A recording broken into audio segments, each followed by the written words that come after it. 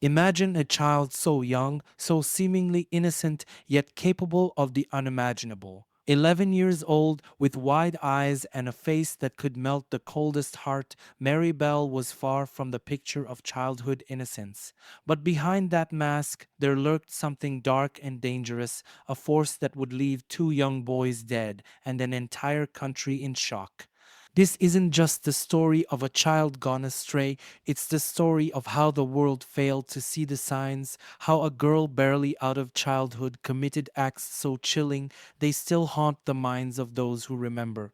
Today, we unravel the mystery of Mary Bell, a name that still sends shivers down the spine of anyone who knows the true horror hidden beneath the face of a seemingly harmless little girl.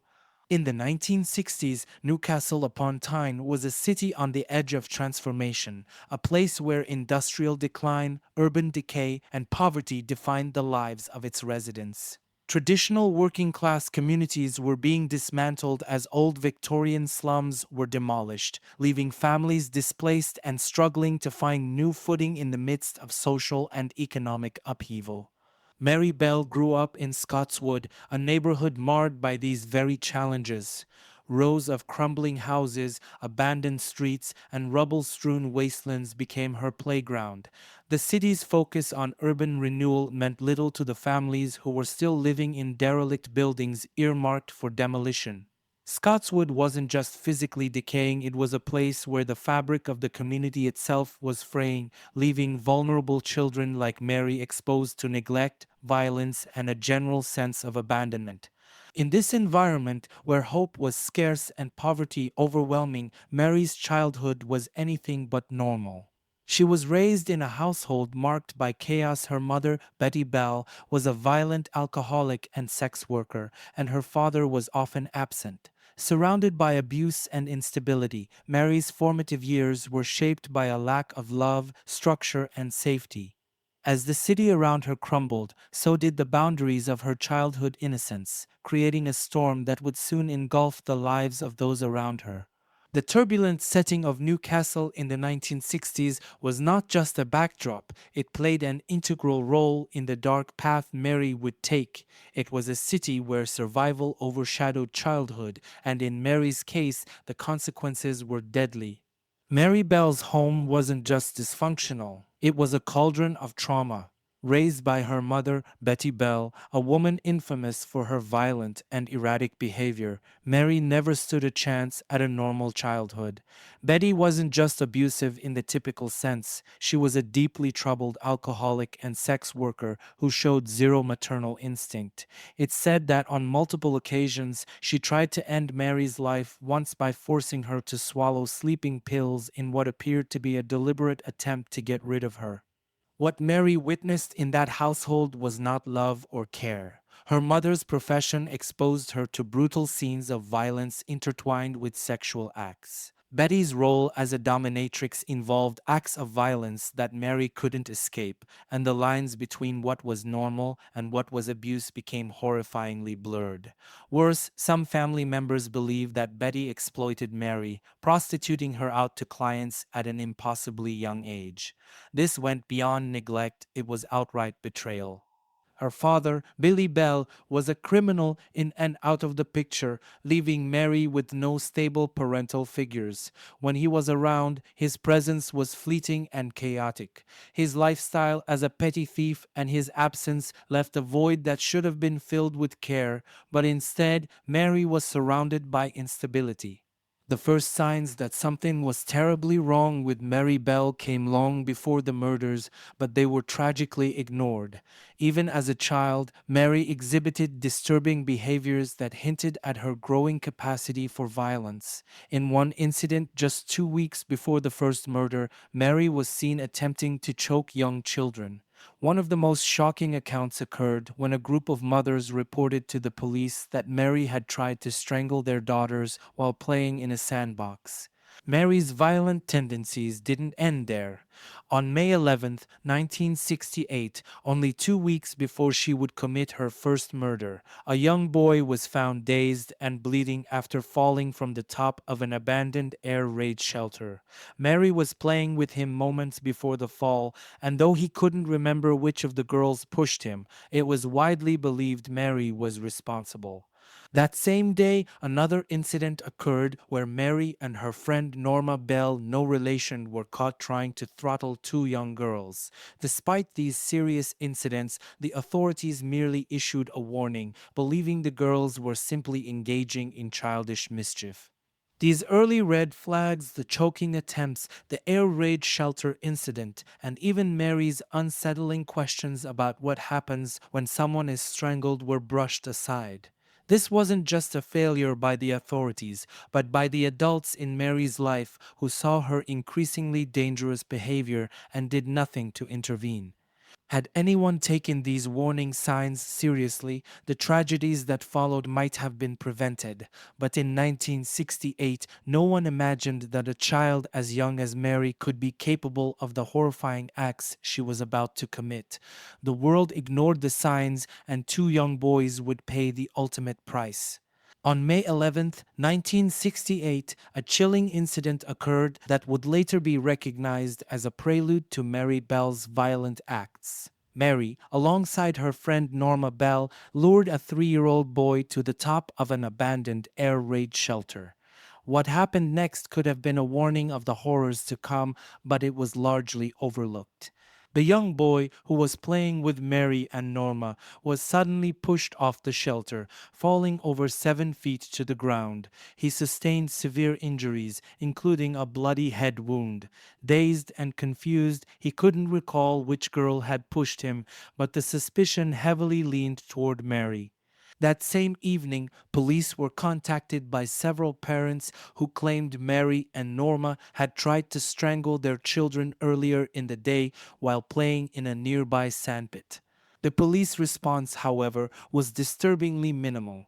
Despite two serious incidents in a single day, one involving a potentially fatal fall and the other an actual attempt at strangulation, the authorities issued nothing more than a warning to the girls. No further investigation followed and no charges were filed. The behavior was dismissed as youthful mischief, and the children were left free to continue interacting with others in their community. This missed opportunity to intervene would prove tragic. The failure to recognize the danger in Mary's behavior allowed her escalating violence to go unchecked. In hindsight, this incident at the air raid shelter wasn't just an assault. It was the first clear sign of the darkness growing inside Mary, a darkness that would soon claim two innocent lives. On May 25th, 1968, just one day before Mary Bell's 11th birthday, 4-year-old Martin Brown was found dead inside a derelict house in Scotswood. The scene was grim. Martin's body was discovered lying on the floor of an upstairs bedroom, his arms stretched above his head. Despite this unsettling image, there were no obvious signs of violence on his body. A few traces of blood around his mouth and some foam were the only physical clues that anything was wrong. The initial shock of the discovery rippled through the neighborhood. Two local boys who had entered the abandoned building stumbled upon Martin's lifeless body, and soon after, adults arrived, trying desperately to resuscitate him. Yet, despite their efforts, it was too late. Police arrived at the scene and, due to the absence of any significant physical injuries, initially ruled Martin's death an accident. An empty bottle of painkillers found nearby led investigators to believe that he might have ingested something poisonous, a theory that would later be disproven. At the time, the notion of a child being murdered by another child seemed too far-fetched to even consider. The authorities leaned into the more plausible explanation of accidental death, filing the case away without further suspicion. But as events would soon reveal, this was no accident. It was Mary Bell's first act of murder. Hidden beneath the surface of what seemed like a tragic mishap was the chilling reality that an 11-year-old had deliberately taken another child's life. For Mary, this first killing wasn't just an isolated incident, it was a stepping stone. The signs were there, but no one could fathom the true nature of what had taken place in that abandoned house. Martin Brown had been murdered, but the world wouldn't realize it until much later when Mary struck again. After Martin Brown's death, Mary Bell's behavior became even more disturbing. While most children would likely be traumatized or horrified by such a tragedy, Mary seemed almost indifferent or worse, fascinated.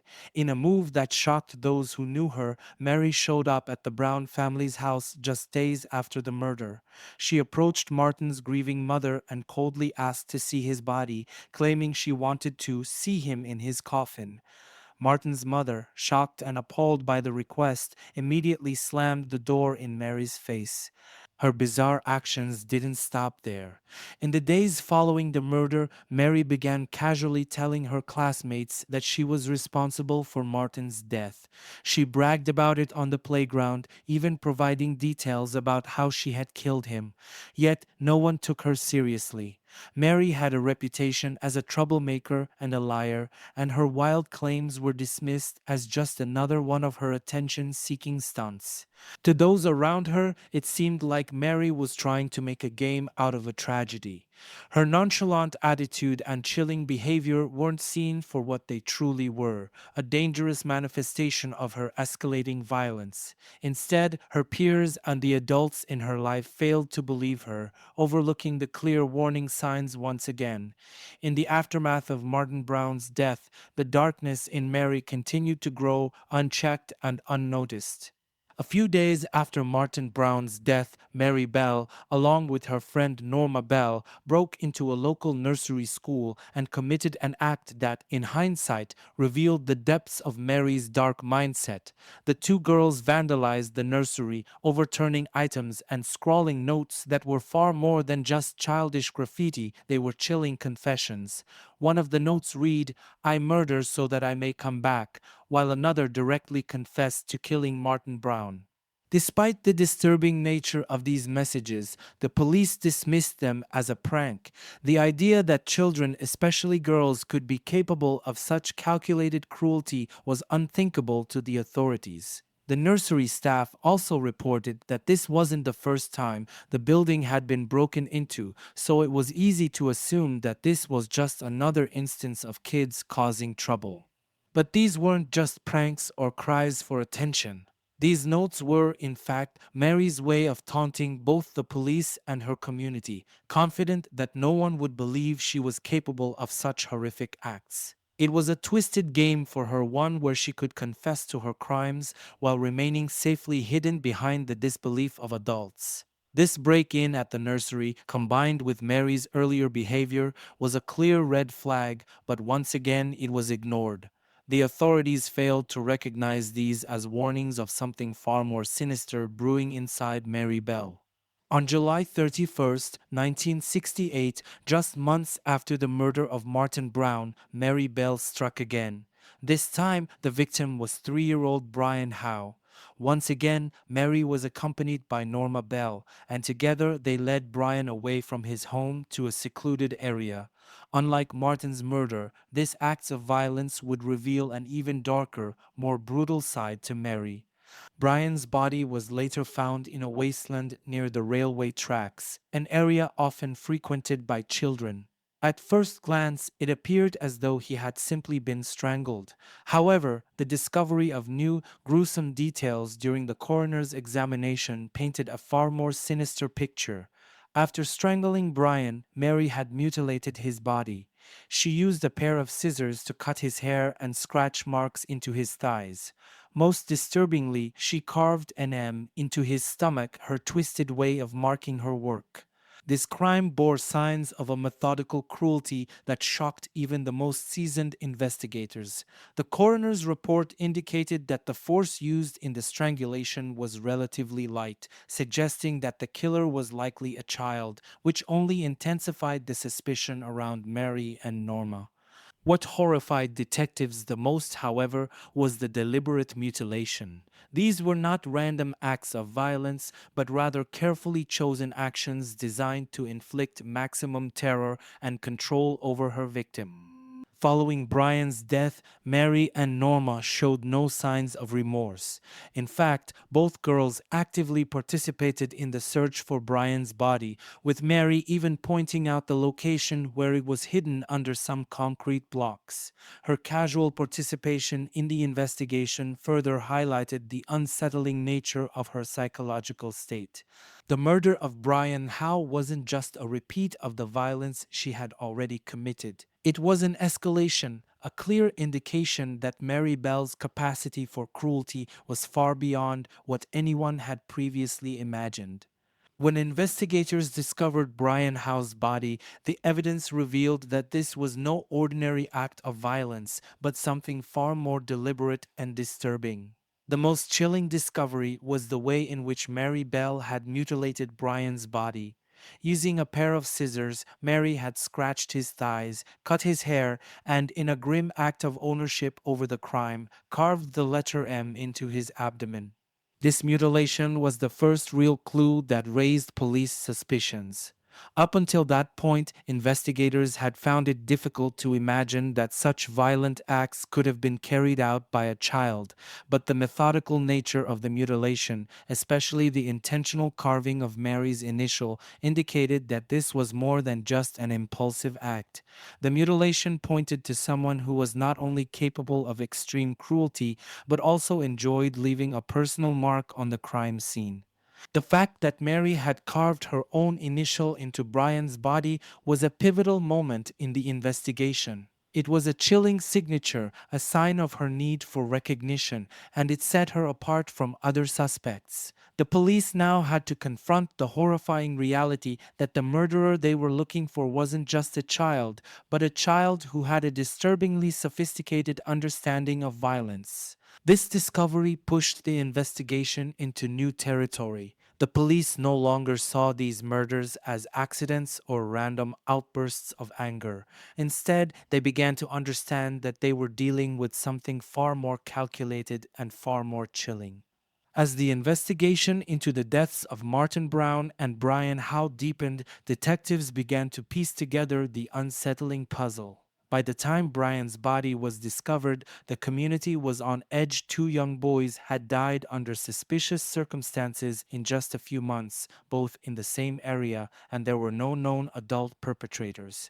The idea that these deaths were accidental was starting to unravel.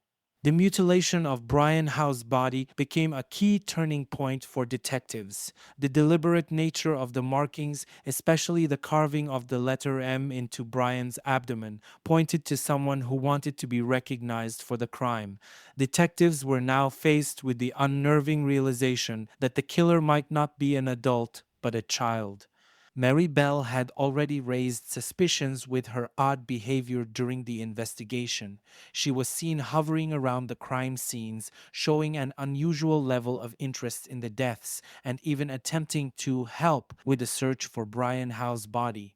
More than once, she pointed investigators to the exact location where Brian's body was hidden under a pile of concrete blocks. As police questioned children in the neighborhood, it became clear that Mary and Norma were key figures in both deaths. Their stories didn't add up, and while Norma appeared visibly shaken during interviews, Mary remained disturbingly calm and evasive. This behavior, combined with the physical evidence from Brian's body, shifted the investigation's focus onto the two girls.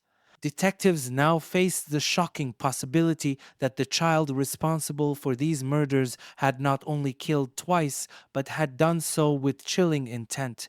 As the investigation into Brian Howe's murder intensified, the police shifted their focus toward the children of the community, including Mary and Norma. The girls' involvement with both Martin Brown's and Brian Howe's deaths made them prime suspects, and their behavior during interviews raised significant red flags. Norma, who had always appeared to be more of a follower, was visibly excited and erratic during questioning. She rambled and struggled to keep her story straight, her nervous energy making her seem more suspicious with each passing moment. Mary, on the other hand, was far more evasive. Calm and calculating, she avoided direct answers and gave responses that seemed practiced, as if she was actively trying to manipulate the investigation.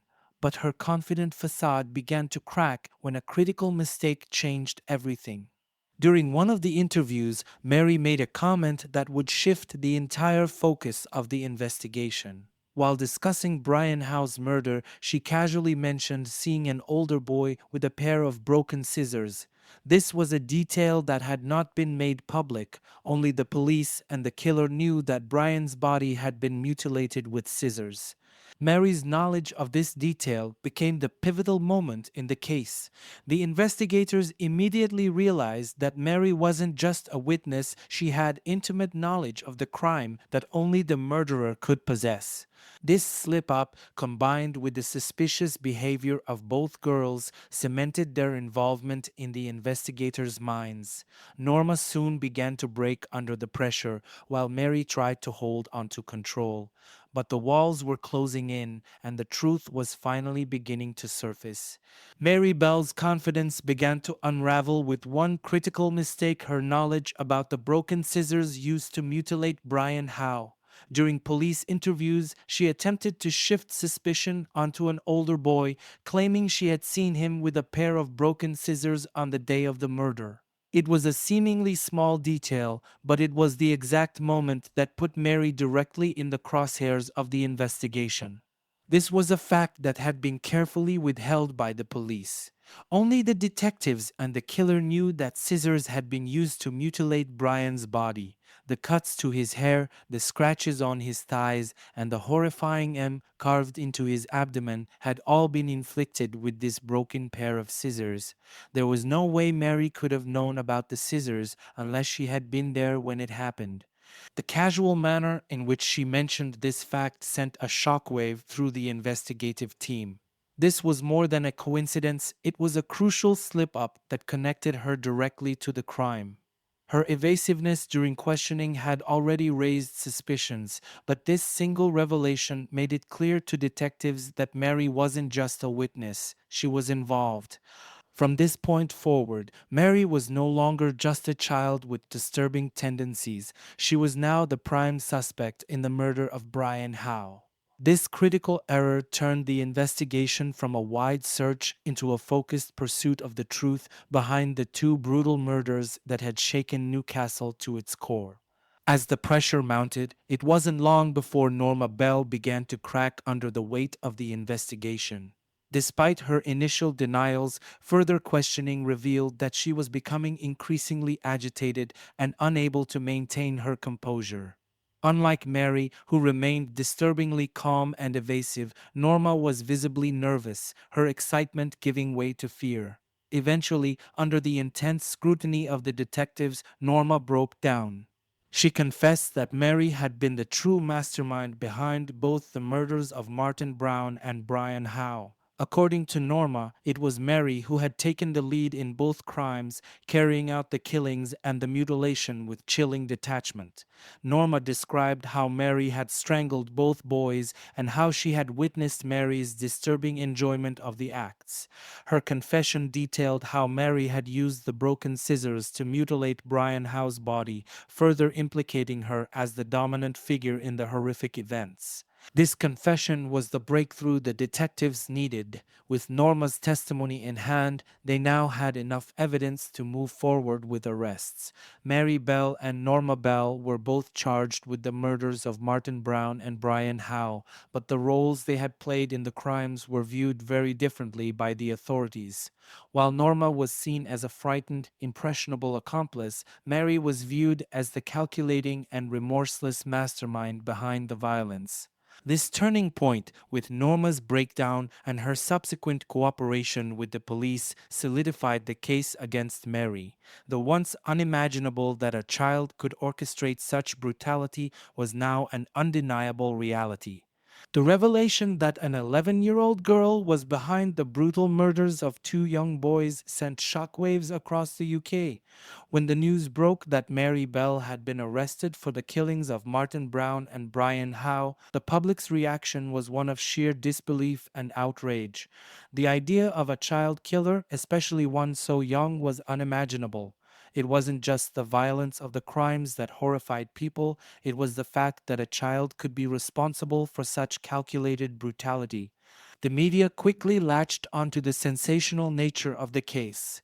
Headlines painted Mary as evil born, a chilling label that suggested her violent tendencies were not learned but innate. Newspapers used this phrase to fuel the public's fear and fascination, portraying her as something almost otherworldly, a child who had been born with darkness inside her. The idea that a girl so young could commit such cold-blooded acts was beyond comprehension for many, and it sparked heated discussions about whether she was a product of her environment or inherently evil. In the wake of Mary's arrest, there was widespread fear, particularly among parents. If a child like Mary could commit such horrors, what did that say about the safety of other children? The media's portrayal of her as evil born only deepened these anxieties as people struggled to come to terms with the idea that a child could be so detached and remorseless. Public outrage was not just directed at Mary, but also at the authorities and society at large, questioning how a child like her could have been failed so completely. The case prompted serious debates about juvenile crime, the role of parenting, and the limits of rehabilitation. But for many, Mary Bell became a symbol of something far more terrifying, a child capable of murder, a reality that unsettled the entire nation. During Mary Bell's trial, the court relied heavily on psychiatric evaluations to understand the psyche of this young girl accused of such brutal crimes. The assessments were critical not only for the trial itself, but for how society would come to view Mary. Was she a product of her environment, or was something inherently wrong with her?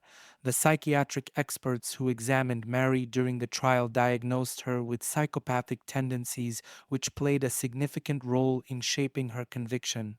The psychiatrists concluded that Mary displayed classic signs of psychopathy, which included a lack of empathy, emotional detachment, and an inability to comprehend the gravity of her actions.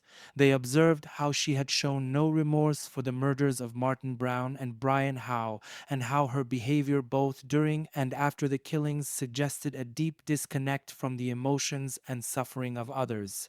Mary's detached demeanor throughout the trial was chilling. She remained emotionless, even as the gruesome details of her actions were laid out in court.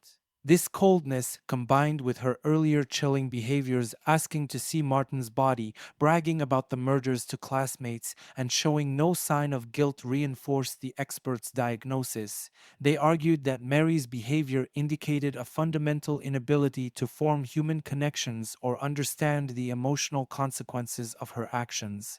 The diagnosis of psychopathy was a critical factor in her eventual conviction. It influenced the jury's decision, leading them to convict her of manslaughter rather than murder. The court accepted that, due to her psychopathic disorder, she could not fully comprehend the severity of her crimes in the same way an adult or even another child might.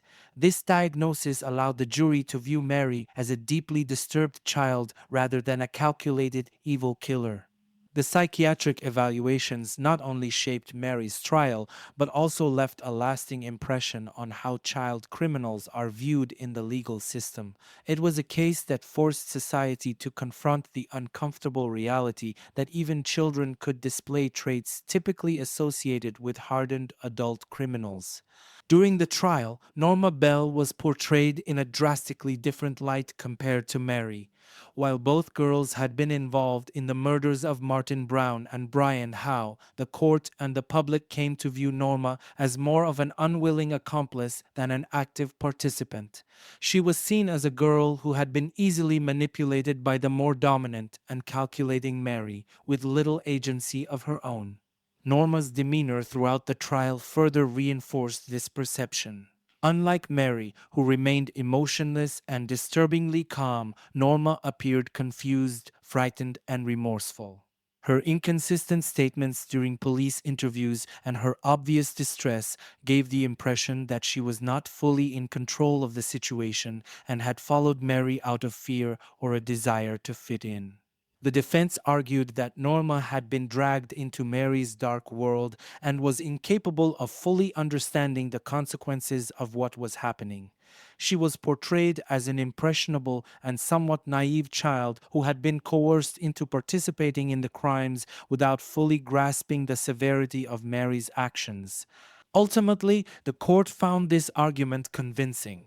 While Mary was convicted of manslaughter, Norma was acquitted of all charges. The jury believed that she was an unwilling participant who had been caught up in something far bigger and more terrifying than she could handle.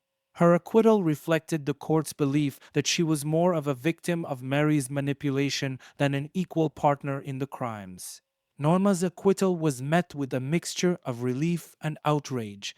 Some saw her as another child swept up in a tragedy she didn't fully comprehend, while others felt that she too should be held accountable for her role in the murders. In the end, her fate stood in stark contrast to Mary's, further highlighting the complexities of the case and the different ways society viewed these two young girls involved in such horrific acts. Mary Bell's trial was one of the most shocking and closely watched in the history of British juvenile crime. The public was desperate for answers, and as the trial unfolded, the details became even more disturbing. However, despite the horrific nature of the crimes, Mary was ultimately convicted of manslaughter, not murder, a decision that was heavily influenced by her psychiatric evaluation. Throughout the trial, the defense built its case around Mary's psychological state. Psychiatric experts who examined her described her as exhibiting classic symptoms of psychopathy, including a lack of remorse, emotional detachment, and an inability to fully grasp the seriousness of her actions. The defense argued that Mary's disturbed mental state, combined with the severe abuse and neglect she endured at home, rendered her incapable of fully understanding the gravity of her crimes. The prosecution, meanwhile, tried to paint Mary as a cold and calculating killer, but the psychiatric testimony significantly swayed the jury. The experts suggested that Mary's violent tendencies were the result of deep psychological damage and childhood trauma, not a premeditated desire to kill. Ultimately, the jury found Mary guilty of manslaughter on the grounds of diminished responsibility. They were convinced that while she had committed the killings, her mental state prevented her from being fully responsible in the way an adult would be. The court accepted the argument that her psychopathy and troubled upbringing had distorted her perception of right and wrong. As a result, Mary was sentenced to detention at Her Majesty's pleasure, which was an indeterminate sentence that allowed for her release once it was deemed she was no longer a threat to society. This open-ended sentence reflected the court's recognition of her age and psychological condition while still holding her accountable for her actions. The decision to convict Mary of manslaughter rather than murder sparked significant debate. Some felt that the sentence was too lenient given the brutality of the crimes, while others argued that her damaged childhood and psychological issues justified the court's decision. When the jury found Mary Bell guilty of manslaughter on the grounds of diminished responsibility, the judge sentenced her to be detained at Her Majesty's pleasure. This sentence was not fixed in length but rather indeterminate, meaning that Mary would remain incarcerated until it was deemed safe to release her based on rehabilitation and psychological evaluations. The phrase, "at Her Majesty's pleasure," is used in the UK for sentences that allow flexibility in dealing with offenders, particularly juveniles, who may be seen as capable of rehabilitation. In Mary's case, it reflected the court's acknowledgement of her young age and the complex factors surrounding her psychological condition.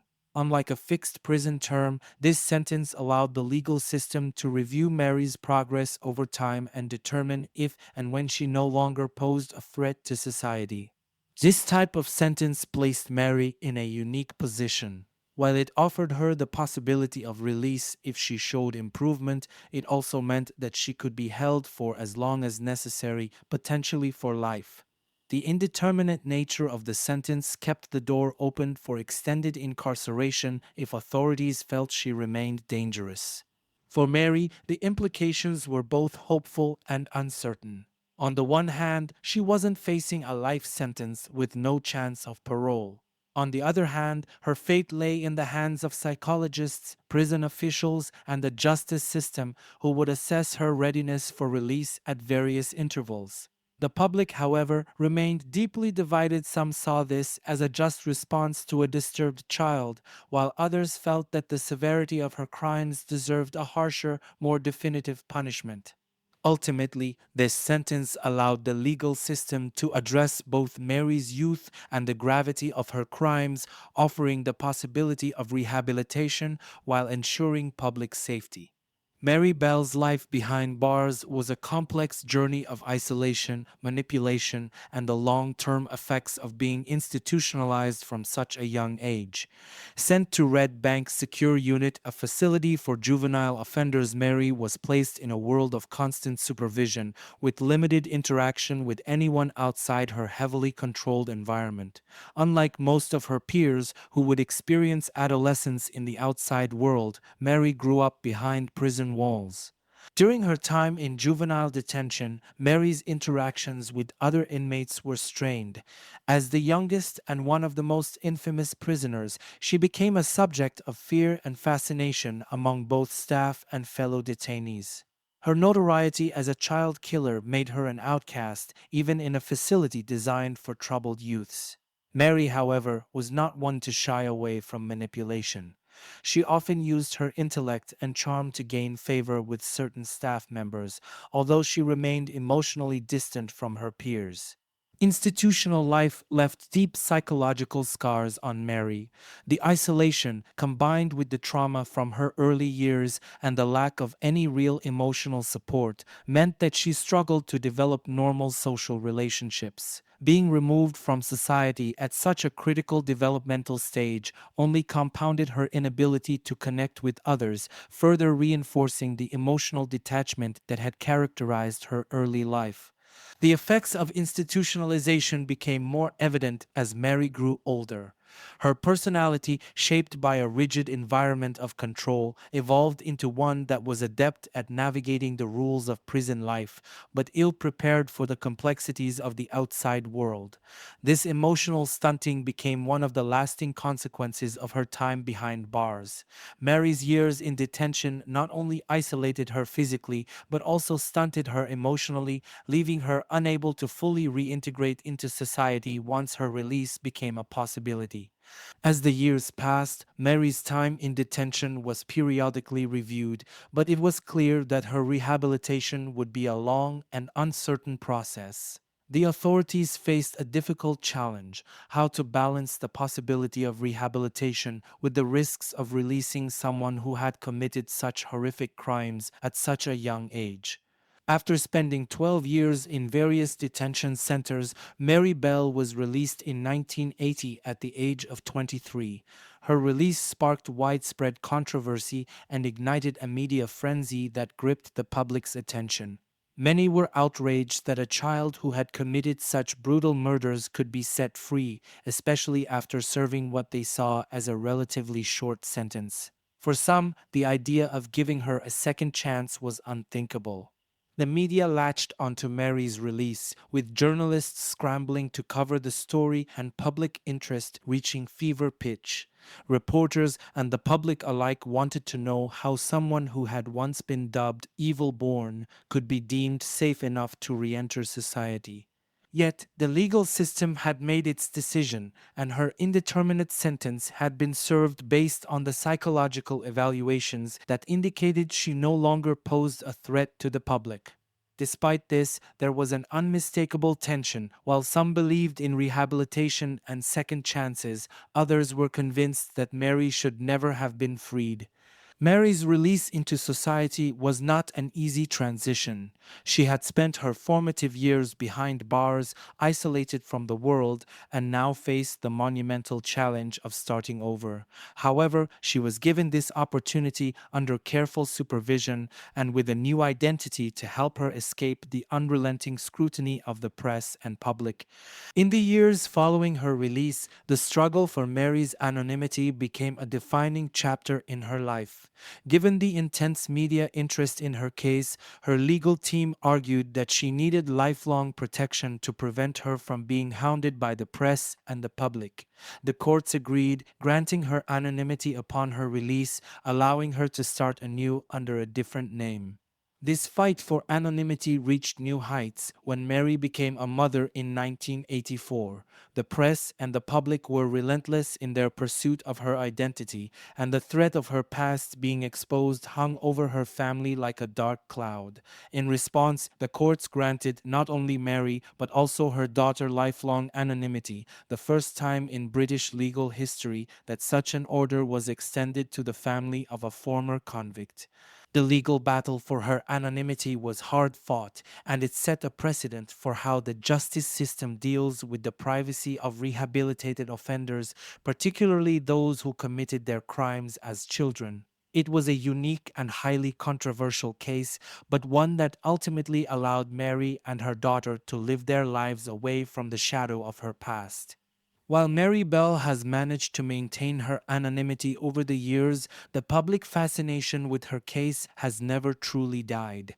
The media still revisits her story, and her identity remains a guarded secret, a testament to the enduring legacy of a case that forever changed how society views child criminals.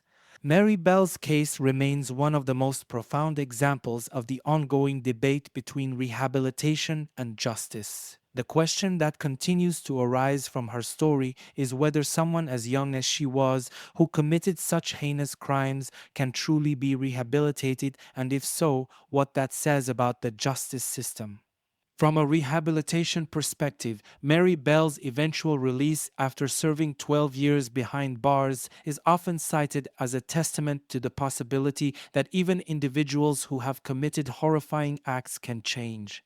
Psychiatrists and experts during her trial and throughout her imprisonment argued that her violent behavior stemmed from deep psychological trauma, much of which was rooted in the abuse and neglect she suffered as a child. In this view, Mary's crimes were not the result of inherent evil, but of a profoundly damaged mind shaped by a toxic environment. Her release under the terms of an indeterminate sentence reflected the belief that she had been rehabilitated and no longer posed a threat to society. The fact that she has, thus far, lived a life out of the public eye without any further incidents supports the argument that rehabilitation is possible even for those who commit unthinkable acts at a young age. However, the justice side of the debate has been equally strong. Many believe that the severity of Mary's crimes warranted a harsher, more permanent punishment. The brutal nature of her actions, the strangulation and mutilation of two innocent boys, still haunts the families of the victims and those who remember the case. To this day, some argue that justice was not fully served, that her sentence was too lenient, and that her release was premature. For them, the idea of allowing her to re enter society was a betrayal of the justice system's responsibility to protect the public and hold offenders accountable for their actions. Mary's case also highlights larger questions about how society should treat children who commit violent crimes. Should the justice system focus on punishment, or should it prioritize rehabilitation, especially for those who commit offenses at such a young age? Her case set a precedent for how juvenile offenders, particularly those with complex psychological issues, are treated in the legal system.